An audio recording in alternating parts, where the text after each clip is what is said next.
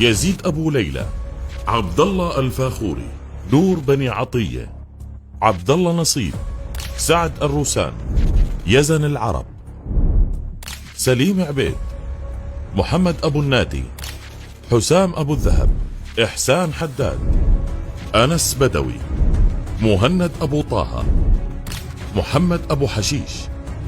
نور الروابطة، نزار الرجدان، إبراهيم سعادة، رجائي عايد، عامر جاموس، محمد الداوود، محمود مرضي، عودة الفاخوري، موسى التعمري، محمد أبو زريق، علي عزايزة،